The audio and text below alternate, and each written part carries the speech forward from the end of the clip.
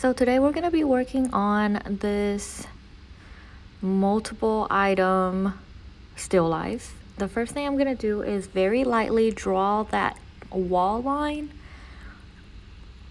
and then I'm going to sketch out from left to right where each of the items are.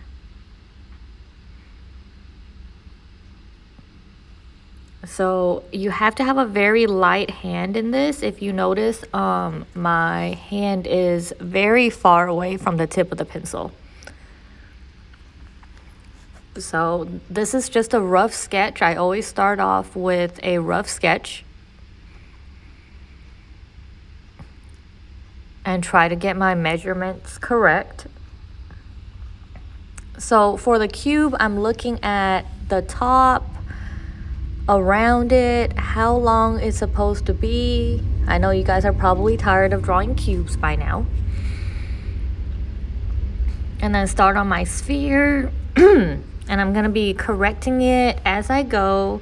So your base drawing is probably the most important part of creating the still life drawings, because if you don't have that correct, then everything else will be messed up and you'll realize that it doesn't look right as you go. So I'm gonna draw my sphere, and I think I end up correcting it because I don't have it in the right place, but this is why everything has to be very light until you get it right. So I'm gonna do my cylinder, just a rough sketch, trying to compare how wide my sphere is in comparison to the cylinder. So you want to compare and basically do a visual measurement. So to me, the sphere and the cylinder are about the same width. So that way I don't make that cylinder too wide. The point of drawing these objects together is for you to learn how to look and develop those skills. Visual measuring and being able to look at the negative space will help you as we get into realistic drawings of things that are not geometric.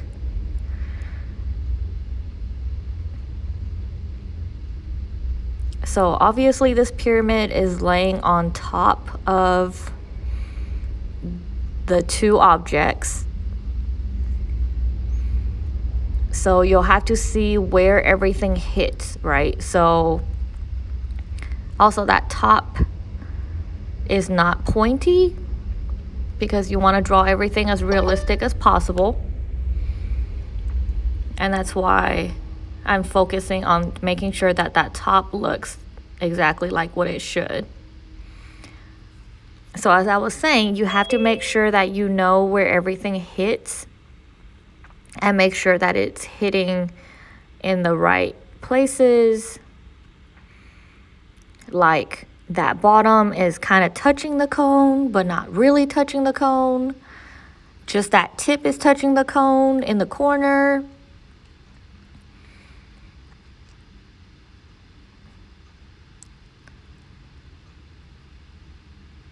So you'll draw and then go back and fix, and then draw and then fix. This is why we have to do it with a very light hand. So next, I've got everything kind of cleaned up, and I'm looking at my values before I start shading. So I'm going to do a basic shading layer, which is getting all my darker values in.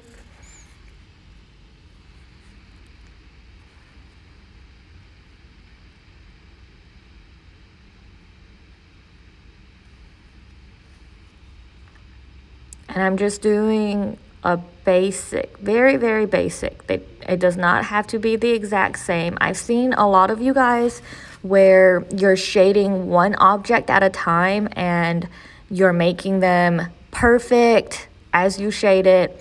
When you're doing a full still life, you want to make sure that you are giving everything the exact same attention at the same time. So I'm giving everything a light shading, And basically, I'm working on everything at the same time. So if something needs to be adjusted, it can be adjusted.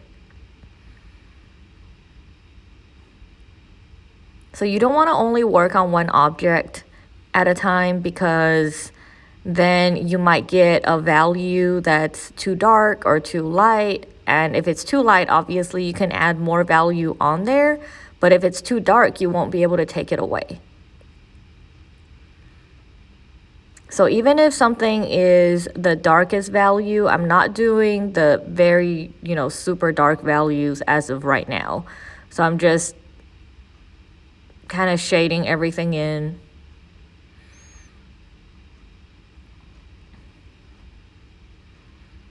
See, if you look, this value is very dark, but I'm just doing a basic layer for right now. And I haven't erased anything because I don't want the eraser to affect the way that my paper texture is.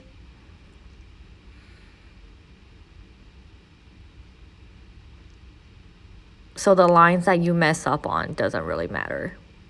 And then, like I said, this part is very dark in the reference photo, and I'm just doing a light shading of it. And next, I'm gonna get into adding the darker values. And before I do that, I'm gonna get a piece of tissue, and you can do this with a paper towel or just another sheet of paper, and it depends on whether or not you're left or right-handed, which side gets smudged. So if you're left-handed, it'll go on your left side, and if you're right-handed, it'll go on your right side. So that way, I prefer tissue because it doesn't really move, and it prevents me from smudging everything as I'm working on it. So I'm going back, and like I've said before, you don't outline anything without blending it in. So I outlined that part of the sphere that's touching the cube, because I'm going to shade that whole part in. So if you're not shading it and it's very light, don't go in and outline it dark, because if you're outlining it too dark, then it doesn't make any sense, because that's not realistic. So I'm just basically moving from left to right, and now I'm gonna work on this value of the drop shadow from the sphere. So most of the time I don't really outline that drop shadow, but because this is very prominent, I kind of drew where I wanted that shadow to go. And when you're working on the edges, your pencil should be sharp, so that way the sharpness of the pencil can help you define that line.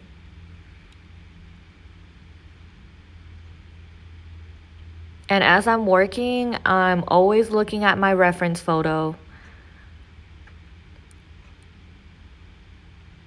And this is the part that you guys are gonna have to practice, is looking at the reference photo and looking at what you're drawing, so you're not making up any information.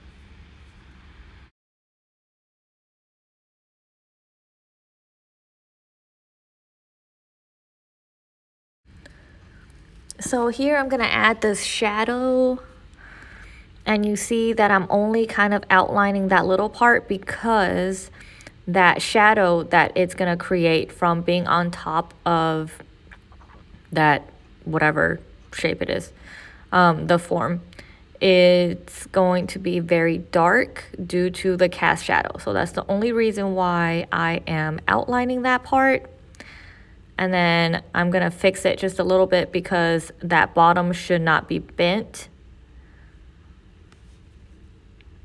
And then continue with the rest of the shading.